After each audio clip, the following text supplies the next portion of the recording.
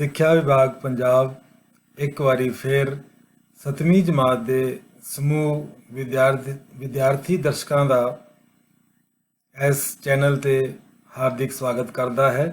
ਪਿਆਰੇ ਵਿਦਿਆਰਥੀਓ, ਆਪਾਂ ਗੱਲ ਕਰ ਰਹੇ ਸੀ ਵਾਤਾਵਰਣ ਦੇ ਬਾਰੇ ਕਿ ਵਾਤਾਵਰਣ ਕਿਵੇਂ ਬਦਲਦਾ ਰਿਹਾ ਹੈ, ਕਿਹੜੀਆਂ ਸ਼ਕਤੀਆਂ ਵਾਤਾਵਰਣ ਦੇ ਬਦਲਣ ਦੇ ਵਿੱਚ ਸਹਾਈ ਹੋਈਆਂ ਨੇ।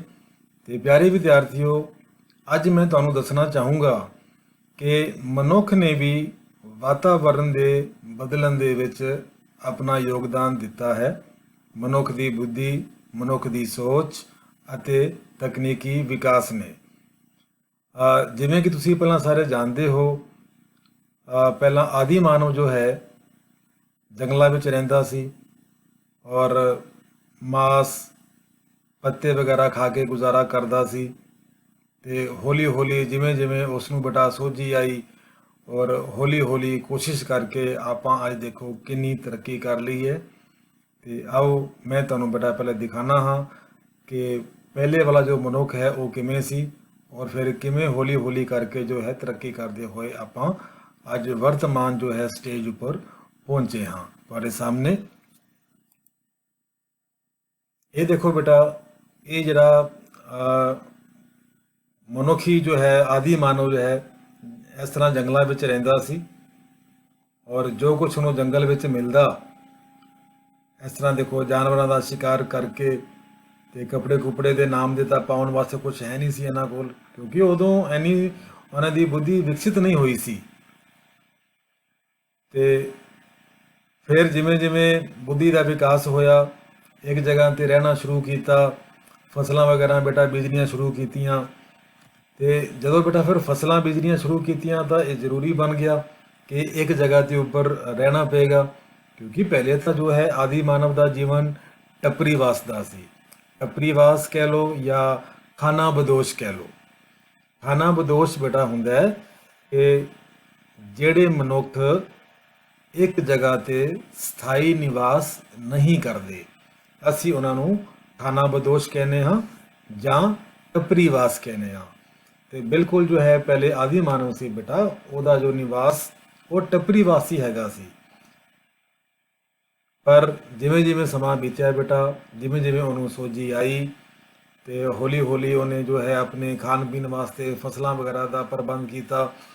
ਤੇ ਹੁਣ ਫਸਲਾਂ ਦੀ ਰਾਖੀ ਵਾਸਤੇ ਬੇਟਾ ਇੱਕ ਜਗ੍ਹਾ ਤੇ ਟਿਕ ਕੇ ਰਹਿਣਾ ਜ਼ਰੂਰੀ ਸੀ। ਸੋ ਇਸ ਦੇ ਨਾਲ ਹੀ ਜੋ ਹੈ ਆਪਣੇ ਢਾਣੀਆਂ ਦੀ, ਪਿੰਡਾਂ ਦੀ ਬੇਟਾ ਹੌਲੀ ਹੌਲੀ ਕਸਬਿਆਂ ਦੀ ਸ਼ੁਰੂਆਤ ਹੋਈ। ਇਹ ਤੁਹਾਡੇ ਸਾਹਮਣੇ। ਤੇ ਆਦਿ ਮਾਨਵ ਨੇ ਬੇਟਾ ਜੋ ਝੌਂਪੜੀਆਂ ਵਗੈਰਾ ਬਣਾਉਣੀਆਂ ਸ਼ੁਰੂ ਕੀਤੀਆਂ ਤੇ ਹੌਲੀ ਹੌਲੀ ਦੇਖੋ ਜਿਵੇਂ ਜਿਵੇਂ ਆਪਾਂ ਅਪਗ੍ਰੇਡ ਕਰਦੇ ਰਹੇ, ਉਹ ਦੇਖੋ ਕਿੱਥੋਂ ਤੱਕ ਪਹੁੰਚ ਗਏ ਹੈਗੇ ਆ ਕਿ ਅੱਜ ਸਾਡੇ ਕੋਲ ਸਫ਼ਰ ਕਰਨ ਵਾਸਤੇ ਸੁਪਰ ਫਾਸਟ ਟ੍ਰੇਨਸ ਹੈਗੀਆਂ ਨੇ ਬੇਟਾ, ਐਰੋਪਲੇਨਸ ਹੈਗੇ ਨੇ।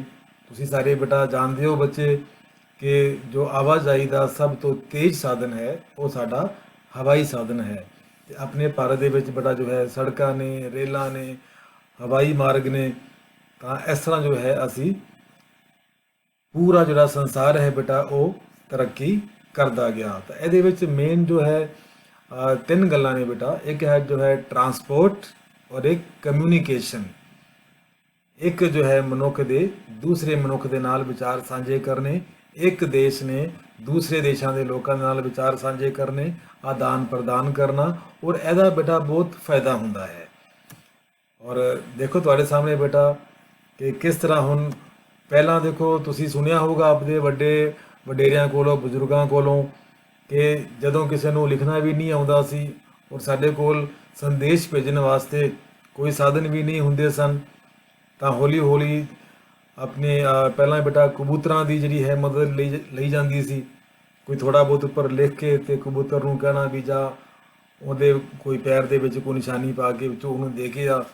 ਤੇ ਕਈ ਤੁਸੀਂ ਬੇਟਾ ਸੌਂਗ ਵਗੈਰਾ ਵੀ ਸੁਣੇ ਹੋਏ ਨਾ ਆਪਣੇ ਫਿਲਮਾਂ ਦੇ ਵਿੱਚ, ਆਪਣੇ ਜਿਹੜੇ ਜੋ ਧਾਰਮਿਕ ਸੱਭਿਆਚਾਰ ਦੇ ਵਿੱਚ। ਤੇ ਜਿਵੇਂ ਕਬੂਤਰ ਜਾ ਜਾ ਜਾ ਉਹ ਕਰਕੇ।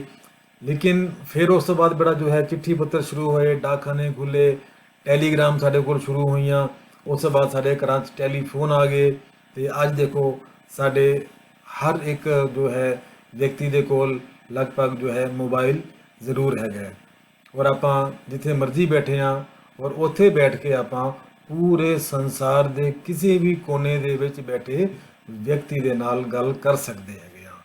ਦੇਖੋ ਹੈ ਨਾ ਕਿੰਨੀ ਹੈਰਾਨੀ ਵਾਲੀ ਗੱਲ। ਸੋ ਇਸ ਤਰ੍ਹਾਂ ਬੇਟਾ ਜੋ ਹੈ ਤਕਨੀਕ ਔਰ ਜੋ ਮਨੁੱਖ ਦੀ ਜੋ ਸੋਚ ਹੈ ਬੇਟਾ, ਉਸ ਨੇ ਪੂਰੇ ਜੋ ਹੈ ਸੰਸਾਰ ਨੂੰ ਇੱਕ ਗਲੋਬਲ ਪਿੰਡ ਬਣਾ ਕੇ ਰੱਖ ਦਿੱਤਾ ਬੇਟਾ। ਅੱਜ ਕੱਲ੍ਹ ਅਸੀਂ ਪੂਰੇ ਵਰਲਡ ਨੂੰ ਗਲੋਬਲ ਪਿੰਡ ਕਹਿੰਦੇ ਹਾਂ। ਇਹਦਾ ਮਤਲਬ ਇਹ ਹੈ ਕਿ ਸੰਸਾਰ ਦੇ ਕਿਸੇ ਵੀ ਕੋਨੇ ਦੇ ਵਿੱਚ ਅਗਰ ਕੋਈ ਵੀ ਘਟਨਾ ਵਾਪਰਦੀ ਹੈ, ਕੋਈ ਵੀ ਬੇਟਾ ਇਨੋਵੇਸ਼ਨ ਹੋਈ ਹੈ ਜਾਂ ਕੋਈ ਵੀ ਘਟਨਾ ਦੁਰਘਟਨਾ ਕੁਝ ਵੀ ਹੋਇਆ, ਤੇ ਜੋ ਸਾਨੂੰ ਉਹਦੀ ਖਬਰ ਮੀਡੀਆ ਦੇ ਰਾਹੀਂ ਪਲਾਂ ਵਿੱਚ ਹੀ ਬੇਟਾ ਮਿਲ ਜਾਂਦੀ ਹੈ। ਔਰ ਦੇਖੋ ਤੁਸੀਂ ਵੀ ਬੇਟਾ ਆਪਾਂ ਅੱਜ ਕੱਲ੍ਹ ਇਹੀ ਸਿਸਟਮ ਯੂਜ਼ ਕਰ ਰਹੇ ਹਾਂ ਸਟੱਡੀ ਦੇ ਵਾਸਤੇ। ਔਰ ਦੇਖੋ ਕਿੰਨੀਆਂ ਵੱਡੀਆਂ ਵੱਡੀਆਂ ਬੇਟਾ ਜੋ ਬਿਲਡਿੰਗਾਂ ਬਣ ਗਈਆਂ ਨੇ, ਸਾਡੇ ਵਾਸਤੇ ਸੜਕਾਂ ਬਣ ਗਈਆਂ ਨੇ, ਔਰ ਇਹ ਜਿਹੜੇ ਸਾਰੇ ਪੱਕੇ ਰਿਹਾਇਸ਼ ਦੇ ਬੇਟਾ ਸਬੂਤ ਨੇ। ਠੀਕ ਹੈ ਜੀ। और देखो मनुख ने बेटा जो है अपनी सहूलियत वास्ते, अपने कंफर्ट वास्ते दरियावां तक दे मुंह मोड़ दिते बेटा। उतों नहरां कढ़ लियां, जिवें सवेज नहर है बेटा, पनामा नहर है। ठीक है, तुहानूं मैं उहदे बारे भी बेटा दिखाऊंगा। ते आ देखो जिहड़ियां अपने झोपड़ियां वगैरह सी बेटा, हुण उन्हां दी जगह आलीशान मकानां ने ले ली है। ਤੇ ਇਹ ਸਾਡੇ ਦੇਖੋ ਪਹਿਲੇ ਵਾਲੇ ਜੋ ਹੈ ਆਦਿ ਮਾਨਵ, ਔਰ ਜਿਵੇਂ ਜਿਵੇਂ ਇਹਨਾਂ ਦੀ ਬੇਟਾ ਸੋਝੀ ਆਉਂਦੀ ਗਈ ਉਵੇਂ ਉਵੇਂ ਜਿਹੜਾ ਹੈ ਮਨੁੱਖ ਤਰੱਕੀ ਕਰਦਾ ਗਿਆ। ਇਹਨੇ ਅੱਗ ਦੀ ਖੋਜ ਕੀਤੀ ਬੇਟਾ, ਪਹੀਏ ਦੀ ਖੋਜ ਕੀਤੀ, ਤੇ ਹੌਲੀ ਹੌਲੀ ਜੋ ਹੈ ਉਹਦਾ ਦਿਮਾਗ ਵਿਕਸਿਤ ਹੁੰਦਾ ਗਿਆ। ਔਰ ਆਪਾਂ ਦੇਖੋ ਸਾਰੀਆਂ ਜੋ ਉਹਨੇ ਨਦੀਆਂ ਦੇ ਲਾਗੇ, ਦਰਿਆਵਾਂ ਦੇ ਲਾਗੇ ਸਭਿਅਤਾ ਦਾ ਬੇਟਾ ਵਿਕਾਸ ਹੋਇਆ, ਪਸ਼ੂ ਪਾਲਣੇ ਸ਼ੁਰੂ ਕਰ ਦਿੱਤੇ ਹੌਲੀ ਹੌਲੀ। ਆ ਸਾਰੇ ਦੇਖੋ ਗੋਦਾਮ ਟ੍ਰੇਡ ਵਪਾਰ ਕਰਨਾ ਬੇਟਾ ਸ਼ੁਰੂ ਕਰ ਦਿੱਤਾ। ਓਕੇ, ਔਰ ਉਸ ਦਾ ਆ ਦੇਖੋ ਹੁਣ ਆਪਾਂ ਕਿੰਨੇ ਮਤਲਬ ਜਿਹੜਾ ਹੈ ਆਵਾਜਾਈ, ਵਪਾਰ, ਮੈਨੂਫੈਕਚਰਿੰਗ ਕਾਰਖਾਨੇ ਸਾਡੇ ਕੋਲ ਲੱਗ ਗਏ ਬੇਟਾ। ਔਰ ਅਸੀਂ ਵੰਨ ਸੁਵੰਨੀਆਂ ਜਿਹੀਆਂ ਚੀਜ਼ਾਂ ਬਣਾਉਣ ਲੱਗ ਪਏ। ਔਰ ਨਾਲ ਹੀ ਜੋ ਹੈ ਮਨੁੱਖ ਨੇ ਆਪਦੇ ਪਰਮਾਨੈਂਟ ਬੇਟਾ ਨਿਵਾਸ ਬਣਾ ਲਏ ਇਸ ਧਰਤੀ ਦੇ ਉੱਪਰ। ਤੁਹਾਡੀ ਜਾਣਕਾਰੀ ਵਾਸਤੇ ਮੈਂ ਦੱਸ ਦਿਆਂ ਕਿ ਸਾਡੀ ਪੂਰੀ ਧਰਤੀ ਤੇ ਲਗਭਗ 700 ਕਰੋੜ ਦੇ ਆਬਾਦੀ ਹੈ ਬੇਟਾ। ਔਰ ਜਿਹਦੇ ਵਿੱਚ ਸਾਡੇ ਭਾਰਤ ਦੇ ਵਿੱਚ ਬੇਟਾ ਜੋ ਸਾਡਾ ਭਾਰਤ ਦੇਸ਼ ਹੈ ਉਹਦੇ ਵਿੱਚ ਹੀ ਇਕੱਲੇ ਸਾਡੇ ਭਾਰਤ ਦੇਸ਼ ਦੇ ਵਿੱਚ 130 ਕਰੋੜ ਦੇ ਲਗਭਗ ਆਬਾਦੀ ਹੈ ਬੇਟਾ। ਤੇ ਦੇਖੋ ਕਿੰਨੀ ਜ਼ਿਆਦਾ ਬੇਟਾ ਜੋ ਹੈ ਸਾਡੀ ਇਸ ਧਰਤੀ ਤੇ ਆਬਾਦੀ ਹੈ। ਔਰ ਦੇਖੋ ਕਿੰਨੇ ਵਧੀਆ ਵਧੀਆ ਜੋ ਸਾਰੇ ਬਿਲਡਿੰਗਾਂ ਵਗੈਰਾ ਬਣ ਗਈਆਂ, ਆ ਸਾਰੇ ਸੈਟਲਮੈਂਟ ਹੋ ਗਈਆਂ। ਦੇਖੋ ਕਿੰਨੀਆਂ ਮਲਟੀ ਸਟੋਰੀਜ਼ ਬਿਲਡਿੰਗਾਂ ਜੋ ਸਾਰੀਆਂ ਹੈਗੀਆਂ ਨੇ, ਸਿਵਲਾਈਜੇਸ਼ਨਸ ਹੋ ਗਈਆਂ। ਓਕੇ, ਤੇ ਮੈਂ ਤੁਹਾਨੂੰ ਬੇਟਾ ਦਿਖਾਣਾ ਹਾਂ ਸਵੇਜ਼ ਨਹਿਰ ਬਾਰੇ ਤੇ ਪਨਾਮਾ ਨਹਿਰ ਬੇਟਾ। ਦੋ ਤੁਹਾਡੇ ਇਸ ਲੈਸਨ ਦੇ ਵਿੱਚ ਜ਼ਿਕਰ ਆਉਂਦਾ ਹੈ। ਤੇ ਆਓ ਤੁਹਾਨੂੰ ਮੈਂ ਲੈ ਚੱਲਦਾ ਹਾਂ ਪਹਿਲਾਂ ਸਵੇਜ਼ ਨਹਿਰ ਦੇ ਉੱਪਰ। ਤੇ ਇਹ ਤੁਸੀਂ ਬੇਟਾ ਜਿਹੜਾ ਹੈ ਗਲੋਬ ਦੇਖ ਰਹੇ ਹੋ, ਇਹ ਆਪਣਾ ਭਾਰਤ ਹੈ। ਇਹ ਜੋ ਹੈ ਅਰਬ ਸਾਗਰ, ਤੇ ਇਹ ਜੋ ਹੈ ਲਾਲ ਸਾਗਰ ਬੇਟਾ। ਇਹ ਲਾਲ ਸਾਗਰ ਹੈ ਔਰ ਇਹ ਹੈ ਭੂਮਧ ਰੇਖਾ ਸਾਗਰ। तो जो ਸਵੇਜ਼ ਨਹਿਰ ਹੈ ਬੇਟਾ, ਇਹ ਦੋ ਸਾਗਰਾਂ ਨੂੰ ਆਪਸ ਦੇ ਵਿੱਚ ਮਿਲਾਉਂਦੀ ਹੈ। ਨੋਟ ਕਰ ਲਓ ਸਾਰੇ ਬੱਚੇ, ਕਿਹੜੇ ਕਿਹੜੇ ਸਾਗਰ? ਆਹ ਵਾਲਾ ਲਾਲ ਸਾਗਰ ਤੇ ਇਹ ਭੂਮਧ ਰੇਖਾ ਸਾਗਰ ਬੇਟਾ। ਇਹਨਾਂ ਦੋਨਾਂ ਨੂੰ ਜੋ ਹੈ ਮਿਲਾਉਣ ਵਾਲੀ ਨਹਿਰ ਦਾ ਨਾਮ ਸਵੇਜ਼ ਨਹਿਰ। ਤੇ ਇਹ ਤੁਹਾਨੂੰ ਬੇਟਾ ਮੈਂ ਦੱਸ ਦਿਆਂ, ਇਹ ਜਿਹੜੀ ਨਹਿਰ ਹੈ ਨਾ, ਇਹ ਨੈਚੁਰਲ ਨਹੀਂ ਹੈ, ਮਤਲਬ ਕੁਦਰਤ ਵੱਲੋਂ ਇਹ ਨਹੀਂ ਬਣੀ ਹੋਈ। ਇਹਨੂੰ ਬਾਅਦ ਦੇ ਵਿੱਚ ਮਨੁੱਖ ਦੁਆਰਾ ਹੀ ਬਣਾਇਆ ਗਿਆ। ਤੇ ਆਹ ਦੇਖੋ ਇਹ ਆਪਣਾ ਭਾਰਤ ਬੇਟਾ, ਔਰ ਇਹ ਇੰਗਲੈਂਡ ਜਿੱਥੋਂ ਕਿ ਅੰਗਰੇਜ਼ ਸਾਡੇ ਤੇ ਰਾਜ ਕਰਦੇ ਸੀ। ਔਰ ਇਹ ਜੋ ਹੈ ਸਾਰਾ ਸਮਾਨ ਜੋ ਹੈ ਆਪਣੇ ਜਿਸ ਤਰ੍ਹਾਂ ਭਾਰਤ ਤੋਂ ਅਰਬ ਸਾਗਰ ਦੇ ਰਾਹੀਂ ਥੱਲੇ ਹਿੰਦ ਮਹਾਸਾਗਰ ਦੇ ਹੁੰਦੇ ਹੋਏ ਆ ਸਾਰਾ ਦੇਖੋ ਅਫਰੀਕਾ ਮਹਾਦੀਪ ਪਾਰ ਕਰਦੇ ਹੋਏ ਆ ਦੇਖੋ ਕਿੰਨਾ ਵੱਡਾ ਜਿਹੜਾ ਫਿਰ ਆਂਧ ਮਹਾਸਾਗਰ ਵਿੱਚ ਆਉਂਦੇ ਤੇ ਫਿਰ ਜਾ ਕੇ ਉਹ ਆਪਣਾ ਜਿਹੜਾ ਸਮਾਨ ਹੈ ਇੰਗਲੈਂਡ ਤੱਕ ਪਹੁੰਚਦਾ ਸੀ। ਲੇਕਿਨ ਇਹ ਜਿਹੜੀ ਹੈ ਨਹਿਰ ਖੁੱਲ੍ਹਣ ਦੇ ਨਾਲ ਬੇਟਾ ਇੰਗਲੈਂਡ ਨੂੰ ਜਿਹੜਾ ਸਮਾਨ ਹੈ ਭਾਰਤ ਵਿੱਚੋਂ ਮੰਗਾਉਣਾ ਤੇ ਭਾਰਤ ਵਿੱਚ ਭੇਜਣਾ ਬੜਾ ਆਸਾਨ ਹੋ ਗਿਆ। ਕਿਉਂਕਿ ਹੁਣ ਤਾਂ ਕੰਮ ਹੀ ਸਿੱਧਾ ਹੋ ਗਿਆ ਕਿ ਇੰਗਲੈਂਡ ਦੇ ਵਿੱਚੋਂ ਜੋ ਹੈ ਇਹਨਾਂ ਨੇ ਆਪਦੇ ਜਿਹੜੇ ਜਹਾਜ਼ ਸੀ ਬੇਟਾ ਇਹ ਭੂਮਧ ਰੇਖਾ ਸਾਗਰ 'ਚ ਪਾ ਨੇ, ਔਰ ਇੱਥੋਂ ਜਿਹੜੇ ਹੈ ਸਵੇਜ਼ ਨਹਿਰ ਦੀ ਰਾਹੀਂ ਆ ਲਾਲ ਸਾਗਰ ਦੇ ਵਿੱਚ ਆ ਜਾਣਾ, ਇੱਥੋਂ ਅਰਬ ਸਾਗਰ, ਤੇ ਇਹ ਆਪਣਾ ਭਾਰਤ। ਤੇ ਤੁਹਾਨੂੰ ਹੈਰਾਨੀ ਹੋਏਗੀ ਕਿ ਸਵੇਜ਼ ਨਹਿਰ ਖੁੱਲ੍ਹਣ ਦੇ ਨਾਲ ਜਿਹੜਾ ਭਾਰਤ ਹੈ ਇਹ ਇੰਗਲੈਂਡ ਦੇ ਲਗਭਗ 5400 ਕਿਲੋਮੀਟਰ ਹੋਰ ਨਜ਼ਦੀਕ ਆ ਗਿਆ। ਅਰਥਾਤ ਕਿ ਜਿਹੜਾ ਫਾਸਲਾ ਸੀ ਬੇਟਾ ਇਹ 5400 ਕਿਲੋਮੀਟਰ ਘਟ ਗਿਆ।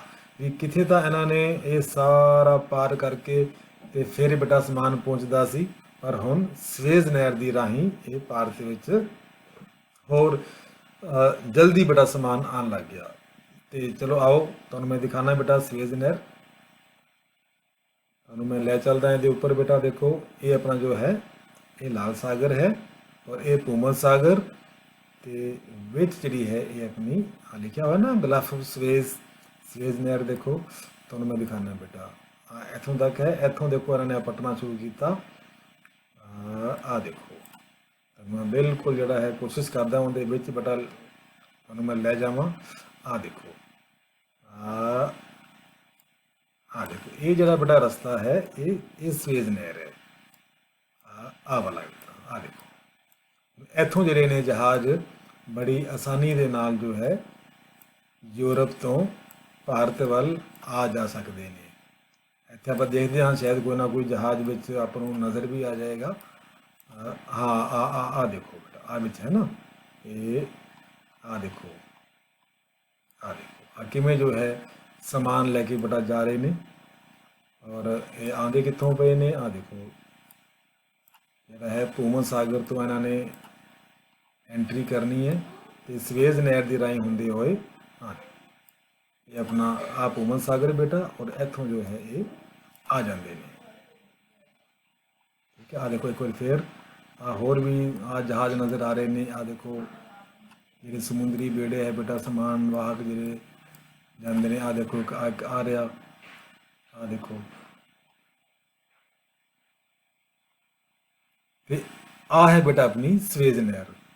ਤੇ ਉਮੀਦ ਹੈ ਬੇਟਾ ਤੁਹਾਨੂੰ ਇਹ ਸਮਝ ਆ ਗਈ ਹੋਵੇਗੀ ਗੱਲ ਕਿ ਜੋ ਸਵੇਜ਼ ਨਹਿਰ ਹੈ ਇਹ ਭੂਮਧ ਸਾਗਰ ਤੇ ਰੋਮ ਸਾਗਰ ਦੋਨਾਂ ਸਾਗਰਾਂ ਨੂੰ ਆਪਸ ਵਿੱਚ ਮਿਲਾਉਂਦੀ ਹੈ, ਔਰ ਇਹਦੇ ਕਰਕੇ ਯੂਰਪ ਨੂੰ ਭਾਰਤ ਦੇ ਨਾਲ ਵਪਾਰ ਕਰਨਾ ਆਸਾਨ ਹੋ ਗਿਆ। ਇੱਕ ਤੁਹਾਨੂੰ ਹੋਰ ਹੈ ਬੇਟਾ ਤੁਹਾਡੇ ਲੈਸਨ ਦੇ ਵਿੱਚ ਜ਼ਿਕਰ ਆਇਆ ਹੈ ਪਨਾਮਾ ਨਹਿਰ ਦਾ, ਤੁਹਾਨੂੰ ਮੈਂ ਉਹ ਵੀ ਦਿਖਾਣਾ ਬੇਟਾ। ਜੋ ਪਨਾਮਾ ਨਹਿਰ ਹੈ ਇਹ ਸਾਡੇ ਜੋ ਹੈ ਆਨੰਦ ਮਹਾਸਾਗਰ ਔਰ ਪ੍ਰਸ਼ਾਂਤ ਮਹਾਸਾਗਰ ਨੂੰ ਆਪਸ ਦੇ ਵਿੱਚ ਜੋੜਨ ਦਾ ਕੰਮ ਕਰਦੀ ਹੈ ਬੇਟਾ। ਆ ਆਪਣਾ ਦੱਖਣੀ ਅਫਰੀਕਾ ਮਹਾਦੀਪ ਹੈ, ਦੱਖਣੀ ਅਮਰੀਕਾ ਮਹਾਦੀਪ ਹੈ ਬੇਟਾ, ਤੇ ਇਹ ਉੱਤਰੀ ਅਮਰੀਕਾ ਮਹਾਦੀਪ ਹੈ, ਔਰ ਇਹ ਆਪਣਾ ਆਨੰਦ ਮਹਾਸਾਗਰ ਹੈ, ਔਰ ਇਹ ਪ੍ਰਸ਼ਾਂਤ ਮਹਾਸਾਗਰ ਹੈ, ਔਰ ਇਹਨਾਂ ਨੂੰ ਜੋ ਹੈ ਮਿਲਾਨ ਵਾਲੀ ਨਹਿਰ ਬੇਟਾ ਪਨਾਮਾ ਇੱਥੇ ਹੈ ਕੋਸਟਿਕਾ। ਆ ਦੇਖੋ पनामा बेटा, आप पनामा देख रहे हो ना।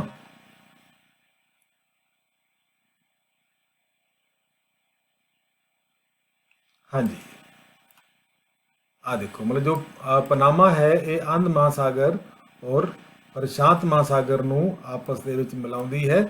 ਪਰ ਇਹ ਜੋ ਹੈ ਬੇਟਾ ਜਿਹੜੀ ਨਹਿਰ ਹੈ ਇਹ ਨੈਚੁਰਲ ਹੈ, ਇਹ ਕੁਦਰਤ ਵੱਲੋਂ ਹੈ, ਇਹ ਕੁਦਰਤੀ ਹੈ। और वो जो ਸਵੇਜ਼ ਨਹਿਰ है ये मनुखी है बेटा, वो मनुख द्वारा बनाई गई है। सो उम्मीद है कि बेटा ਤੁਹਾਨੂੰ ਇਹ ਜਾਣਕਾਰੀ ਵਧੀਆ ਲੱਗੀ ਹੋਏਗੀ। ਇੱਕ ਵਾਰ ਮੈਂ ਫਿਰ ਦੱਸ ਦਿਆਂ, पनामा नहर जो है आनंद महासागर और प्रशांत महासागर के पानी ਨੂੰ आपस जोड़ती है और ये कुदरती नहर है बेटा। जबकि जो ਸਵੇਜ਼ नहर है ये भूमध सागर ਤੇ ਲਾਲ ਸਾਗਰ ਨੂੰ ਆਪਸ ਵਿੱਚ ਮਿਲਾਉਂਦੀ ਹੈ ਔਰ ਇਹ ਮਨੁੱਖ ਦੁਆਰਾ ਬਣਾਈ ਗਈ ਹੈ। ਔਰ ਇਸ ਦੇ ਨਾਲ ਜੋ ਹੈ ਯੂਰਪ ਨੂੰ ਭਾਰਤ ਦੇ ਨਾਲ ਵਪਾਰ ਕਰਨਾ ਹੋਰ ਵੀ ਆਸਾਨ ਹੋ ਗਿਆ। ਤੇ ਅੱਜ ਬੇਟਾ ਅੱਜ ਦੇ ਲੈਕਚਰ ਦੇ ਵਿੱਚ ਇੰਨਾ ਹੀ, ਕਿਉਂਕਿ ਸਮਾਂ ਹੋ ਰਿਹਾ ਹੈ। ਤੇ ਅਗਲੇ ਲੈਸਨ ਦੇ ਵਿੱਚ ਹੋਰ ਨਵੀਂ ਜਾਣਕਾਰੀ ਤੁਹਾਡੇ ਵਾਸਤੇ ਜਲਦੀ ਹੀ ਲੈ ਕੇ ਮੈਂ ਹਾਜ਼ਰ ਹੋਊਂਗਾ। ਤੇ ਤੁਸੀਂ ਸਾਰੇ ਬੱਚੇ ਬੇਟਾ ਆਪਣਾ ਜਿਹੜਾ ਇਹ ਕੰਮ ਹੈ ਕਾਪੀਆਂ ਤੇ ਕਰਦੇ ਰਹਿਣਾ। ਔਰ ਇਹਦਾ ਕੰਮ ਕਰਕੇ ਆਪਣੇ ਆਪਣੇ ਅਧਿਆਪਕ ਸਾਹਿਬਾਨ ਨੂੰ। ਪਿਆਰੇ ਬੱਚਿਓ, ਅੱਜ ਆਪਾਂ 7ਵੀਂ ਜਮਾਤ ਦੇ ਭੂਗੋਲ ਵਿਸ਼ੇ ਦੇ ਪਹਿਲੇ ਪਾਠ, ਜਿਸ ਦਾ ਨਾਮ ਹੈ ਵਾਤਾਵਰਣ, ਦੇ ਬਾਰੇ ਗੱਲਬਾਤ ਕਰਾਂਗੇ। ਵੈਸੇ ਤਾਂ ਤੁਸੀਂ ਇਹ ਪਾਠ ਬੜੇ ਹੀ ਵਿਸਤਾਰ ਦੇ ਨਾਲ ਪਹਿਲਾਂ ਪੜ੍ਹ ਚੁੱਕੇ ਹੋ।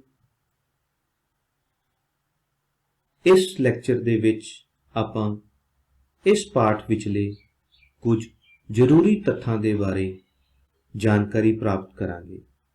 ਆਪ ਜੀ ਤੋਂ 15 ਪ੍ਰਸ਼ਨ ਵੱਖ-ਵੱਖ ਸਲਾਈਡਾਂ ਦੇ ਦੌਰਾਨ ਪੁੱਛੇ ਜਾਣਗੇ ਅਤੇ ਤੁਹਾਡੇ ਵੱਲੋਂ ਇਹਨਾਂ ਦੇ ਸਹੀ ਉੱਤਰਾਂ ਨੂੰ ਬੁੱਝਿਆ ਜਾਣਾ ਹੈ। ਆਓ ਸ਼ੁਰੂ ਕਰਦੇ ਹਾਂ ਇਹਨਾਂ 15 ਪ੍ਰਸ਼ਨਾਂ ਦੀ ਲੜੀ ਨੂੰ।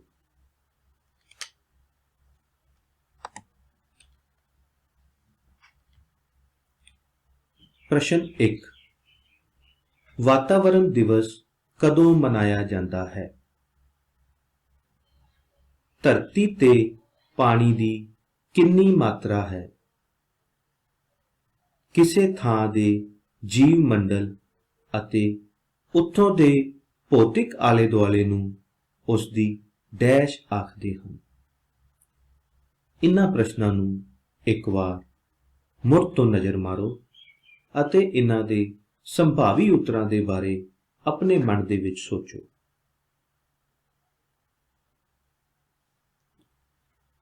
ਆਓ ਤੁਹਾਡੇ ਸੋਚੇ ਉੱਤਰਾਂ ਦਾ ਮਿਲਾਨ ਸਹੀ ਉੱਤਰਾਂ ਦੇ ਨਾਲ ਕਰੀਏ। ਵਾਤਾਵਰਣ ਦਿਵਸ 5 ਜੂਨ ਨੂੰ ਮਨਾਇਆ ਜਾਂਦਾ ਹੈ। ਧਰਤੀ ਤੇ ਪਾਣੀ ਦੀ ਕਿੰਨੀ ਮਾਤਰਾ ਹੈ? ਸਹੀ ਉੱਤਰ 71%। ਕਿਸੇ ਥਾਂ ਦੇ ਜੀਵ ਮੰਡਲ ਅਤੇ ਉੱਥੋਂ ਦੇ ਭੌਤਿਕ ਆਲੇ ਦੁਆਲੇ ਨੂੰ ਉਸ ਦੀ ਪਰਿਸਥਿਤੀ ਆਖਿਆ ਜਾਂਦਾ ਹੈ। ਆਓ ਅਗਲੇ 3 ਪ੍ਰਸ਼ਨਾਂ ਨੂੰ ਪੜ੍ਹੀਏ ਅਤੇ ਇਹਨਾਂ ਦੇ ਉੱਤਰ ਨੂੰ ਬੁੱਝੀਏ। ਮੈਂ ਧਰਤੀ ਦੇ ਆਲੇ ਦੁਆਲੇ 1600 ਕਿਲੋਮੀਟਰ ਦੀ ਉਚਾਈ ਤੱਕ ਫੈਲਿਆ ਹੋਇਆ ਹਾਂ। ਮੈਂ ਹਾਂ। ਇਹਦੇ ਵਿੱਚ ਤੁਸੀਂ ਦੱਸਣਾ ਹੈ ਉਹ ਕਿਹੜੀ ਚੀਜ਼ ਹੈ ਜਿਹੜੀ ਧਰਤੀ ਦੇ ਆਲੇ ਦੁਆਲੇ 1600 ਕਿਲੋਮੀਟਰ ਦੀ ਉਚਾਈ ਤੱਕ ਫੈਲੀ ਹੋਈ ਹੈ। ਉਸ ਨੂੰ ਕੀ ਕਿਹਾ ਜਾਂਦਾ ਹੈ? ਅਗਲਾ ਪ੍ਰਸ਼ਨ, ਭਾਵੇਂ ਧਰਤੀ ਦੇ ਦੁਆਲੇ ਹਵਾ ਦਾ ਗਿਲਾਫ ਲਗਭਗ 1600 ਕਿਲੋਮੀਟਰ ਤੱਕ ਹੈ, ਪਰ 99% ਹਵਾ ਡੈਸ਼ ਕਿਲੋਮੀਟਰ ਤੱਕ ਦੇ ਘੇਰੇ ਵਿੱਚ ਹੀ ਹੈ। ਵਾਤਾਵਰਣ ਦੇ ਕਿਸ ਅੰਸ਼ ਵਿੱਚ ਸਭ ਤੋਂ ਵੱਧ ਅਦਲਾ ਬਦਲੀ ਹੁੰਦੀ ਹੈ? ਇਹਨਾਂ 3 ਪ੍ਰਸ਼ਨਾਂ ਨੂੰ ਧਿਆਨ ਦੇ ਨਾਲ ਮੁੜ ਤੋਂ ਪੜ੍ਹੋ ਅਤੇ ਇਹਨਾਂ ਦੇ ਸੰਭਾਵੀ ਉੱਤਰਾਂ ਨੂੰ ਆਪਣੇ ਮਨ ਦੇ ਵਿੱਚ ਖੋਜੋ।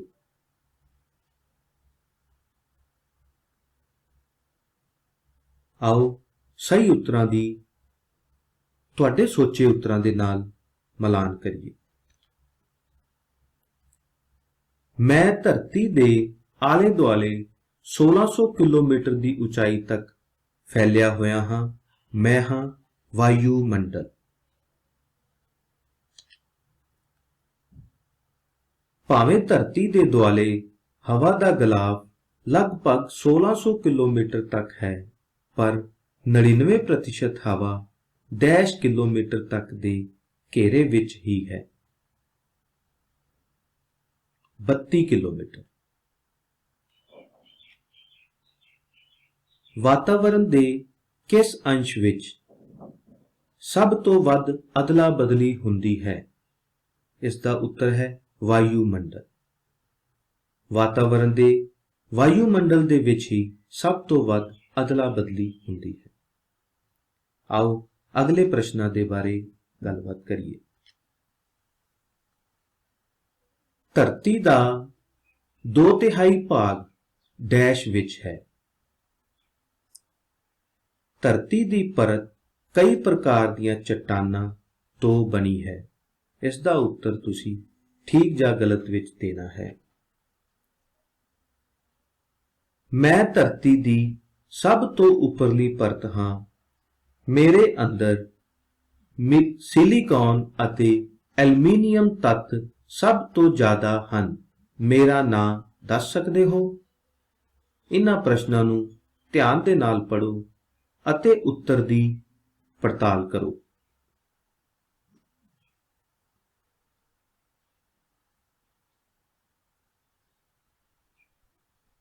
ਆਓ ਇਹਨਾਂ ਪ੍ਰਸ਼ਨਾਂ ਦੇ ਸਹੀ ਉੱਤਰਾਂ ਬਾਰੇ ਜਾਣਕਾਰੀ ਲਈਏ।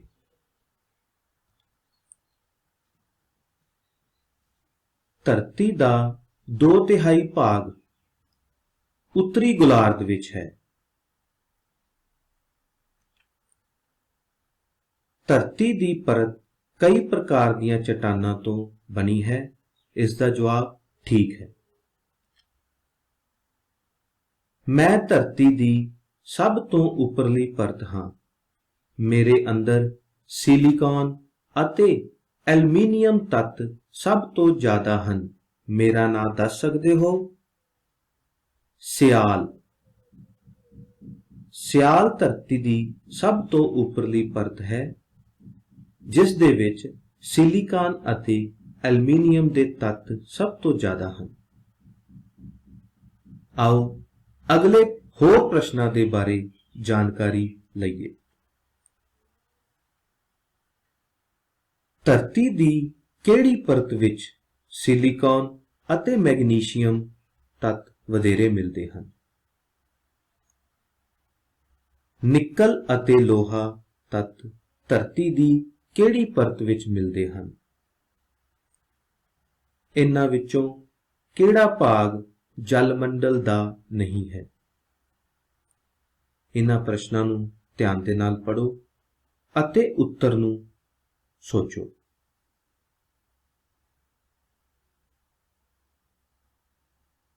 ਆਓ ਇਹਨਾਂ ਦੇ ਸਹੀ ਉੱਤਰਾਂ ਦੇ ਬਾਰੇ ਜਾਣਕਾਰੀ ਲਈਏ।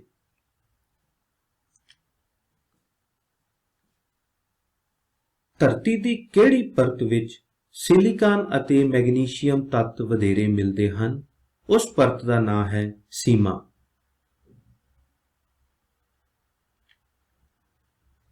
ਨਿਕਲ ਅਤੇ ਲੋਹਾ ਤੱਤ ਧਰਤੀ ਦੀ ਕਿਹੜੀ ਪਰਤ ਵਿੱਚ ਮਿਲਦੇ ਹਨ?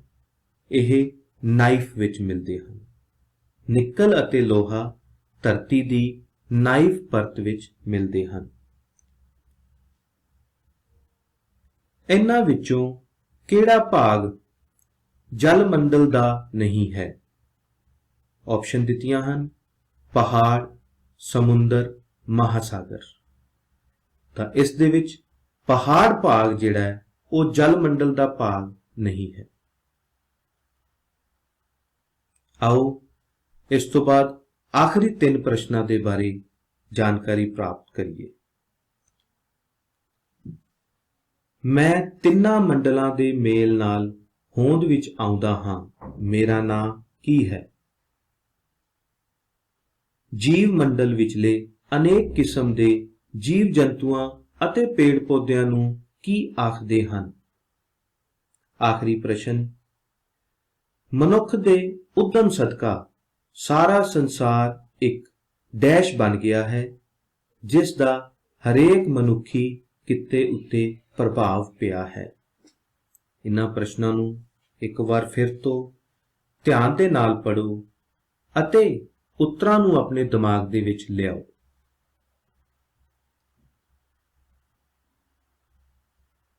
ਆਓ ਤੁਹਾਡੇ ਲਿਆਂਦੇ ਉੱਤਰਾਂ ਨੂੰ ਸਹੀ ਉੱਤਰਾਂ ਦੇ ਨਾਲ ਮਿਲਾਈਏ। ਮੈਂ ਤਿੰਨਾਂ ਮੰਡਲਾਂ ਦੇ ਮੇਲ ਨਾਲ ਹੋਂਦ ਵਿੱਚ ਆਉਂਦਾ ਹਾਂ। ਮੇਰਾ ਨਾਂ ਹੈ ਜੀਵ ਮੰਡਲ। ਜੀਵ ਮੰਡਲ ਵਿਚਲੇ ਅਨੇਕ ਕਿਸਮ ਦੇ ਜੀਵ ਜੰਤੂਆਂ ਅਤੇ ਪੇੜ ਪੌਦਿਆਂ ਨੂੰ ਜੀਵ ਜਗਤ ਆਖਦੇ ਹਾਂ। सही उत्तर जीव जगत। आखिरी प्रश्न, मनुख दे उद्यम सदका सारा संसार एक डैश बन गया है जिसका हरेक मनुखी किते उत्ते प्रभाव पिया है। मनुख दे उद्यम सदका सारा संसार ग्लोबल पिंड बन गया है जिसका हरेक मनुखी किते दे उत्ते असर पैंदा है। ਇਹ ਸਨ 15 ਪ੍ਰਸ਼ਨ। ਸਾਰੇ ਪ੍ਰਸ਼ਨ ਤੁਹਾਡੇ ਇਸ ਪਾਠ ਦੇ ਅੰਕ ਦੇ ਵਿੱਚੋਂ ਲਏ ਗਏ ਹਨ। ਸਾਰੇ ਦੇ ਸਾਰੇ ਪ੍ਰਸ਼ਨ ਹੀ ਬਹੁਤ ਇੰਪੋਰਟੈਂਟ ਪ੍ਰਸ਼ਨ ਹਨ।